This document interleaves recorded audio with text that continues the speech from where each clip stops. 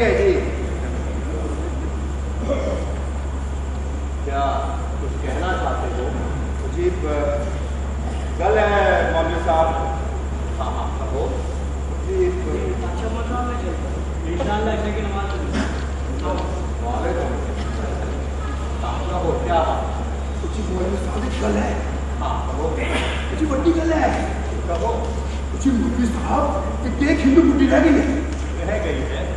मतलब जी मतलब भारत नहीं गई तो कुछ मुल्ला इतनी चिंता ये भारत नहीं गई। कुछ मौलवी साहब एक हिंदू बुढ़ी तो रह सकती है। हाँ हाँ क्यों नहीं? अजी मुल्ला जी आप भी समझे नहीं वो बुढ़ी इतने मोहल्ले से मकान पे कब्जा क्यों बैठी है?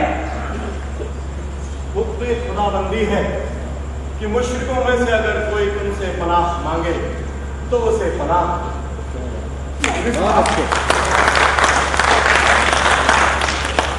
वो हिंदू बुढ़ी भारत चली जाएगी तो उसमें कोई सड्डा मुसलमान पाई रहेगा। क्या किसी मुसलमान भाई के लिए अल्लाह का हुक्म काबिल कबूल नहीं है?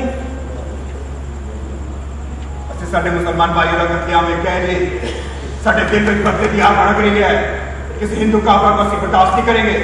बर्दाश्त नहीं करेंगे। हदीस है कि तुम जमीन वालों पर रहम करो तो आसमान वाला तुम पर रहम करे। जो दूसरों पर रहम नहीं करते खुदा उन पर कभी रहम नहीं को नमाज के वक्त मस्जिद में नहीं देखता। पाबंदी के साथ नमाज पढ़ा करो। आवांगे जी। मुजाहिद वो है जो अपने नफ्स से जिहाद करे। ये समझ गए।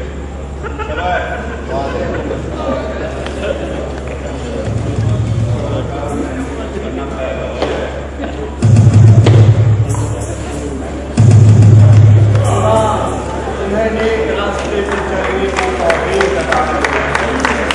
आमीन। हाँ भाई ये और मुश्किलों से होता नहीं बस कमाल ही कमाल करते हैं हम। अब देखिए अमीर जी रोज की तरह आज की पूरी रात हेलो आप चाय कैसे मिलेगी ये कोशिश करके देखते हैं। हाँ कोशिश करें। अलीमिया अलीमिया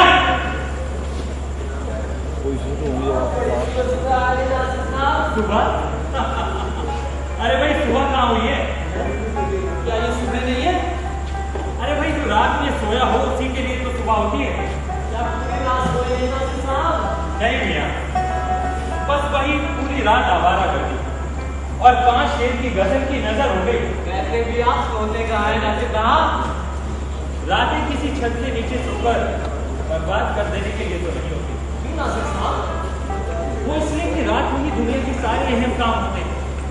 मिसाल के तौर पर फूलों में रस पड़ता है रात को, समंदरों में ज्वार भाटा आता है रात को, खुशबुएं रात को ही जन्म लेते हैं, फरिश्ते रात को ही उतरते हैं और तो और सबसे बड़ी वही भी रात को ही नाजिल हुई है। आपकी बात मेरी समझ में नहीं आती नासिर साहब।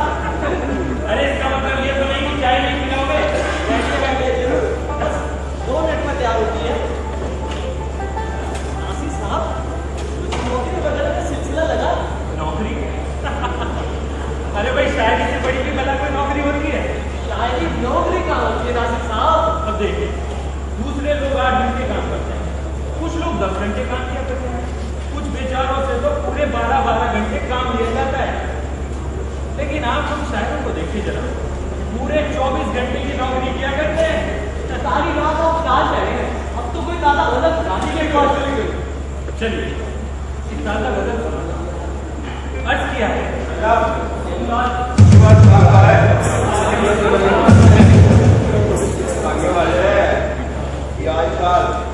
अच्छे मौके से आ गए पहलवान साहब। नासिर साहब गजल सुना रहे हैं। गजला की सुनाओ जी सुनाओ। गजला सुनाओ। बिल्कुल ताज़ा गजल आप ही के लिए पेश करता हूँ। तो मेरे वास्ते जी सुनो। अर्ज किया है। तू असीले बज़्म है हम सुखन, तुझे ज़ौक़ नाले है नहीं, तेरा दिल उदास हो किस तरह ये तेरे विदाए मिजाज की लय नहीं। वाह तेरा हर कमाल है जाहिरी, तेरा हर ख्याल है सरसरी। कोई दिल की बात करूं तो क्या, तेरे दिल में आग तो है जिसे सुख के रूप में थे, जिसे दिल के दर्द तेरे मैं का देकर वो मैं नहीं। यही शेर है मेरी सल्तनत, इसी फन से है मुझे आफियत। मेरे काश है शब रोज में तेरे काम की कोई शेर मुझे शायरों का की है जो जी में आता लिख मारते हैं।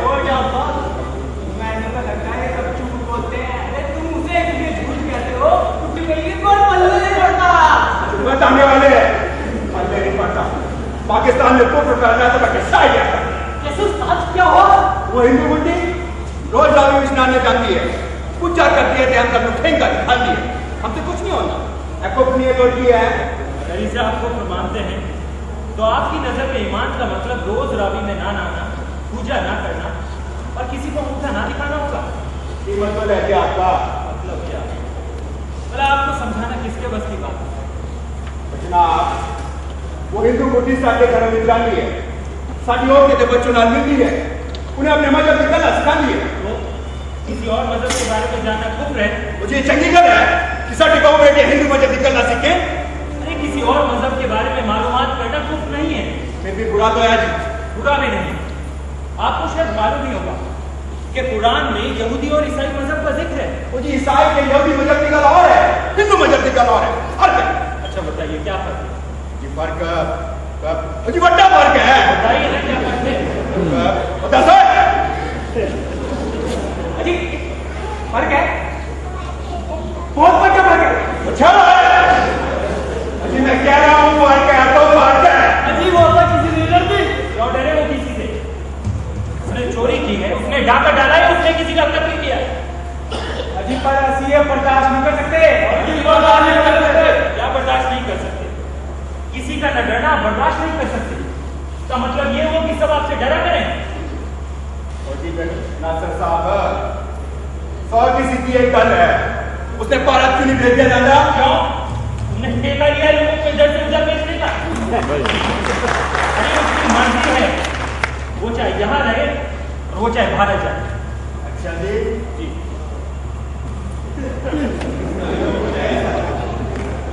नासर साहब और मैंने लगता है पाकिस्तान में कुछ भी गलत आ गए हो और तो भी भारत चला जाना चाहिए। चले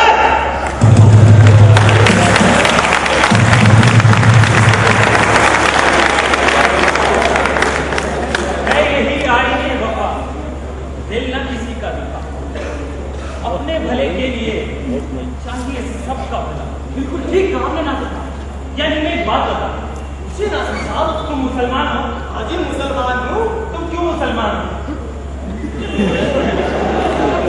नासिर साहब अरे तो अभी सोच लो। अभी हाँ अभी। तुम क्या इसलिए मुसलमान हो कि जब तुम समझदार हुए तो तुम्हारे सामने सब मजहबों की तालीमात रखी गई और तुमसे ये कहा गया कि जो मजहब तुम्हें पसंद आए तुम उसे चुन लो। नहीं नासिर साहब, मैं तो दूसरे मजहबों के बारे में जानता ही नहीं। तो इसका ये मतलब हुआ कि जो तुम्हारा मजहब है उसमें तुम्हारा कोई दखल ही नहीं है। जो तुम्हारे माँ बाप का मजहब था वही तुम्हारा है। बात तो ठीक है नासिर साहब। तो फिर जिस चीज में तुम्हारा कोई दखल ही नहीं है उसके लिए कौन बहाना कहाँ तक बाजी है? अरे खून बहाना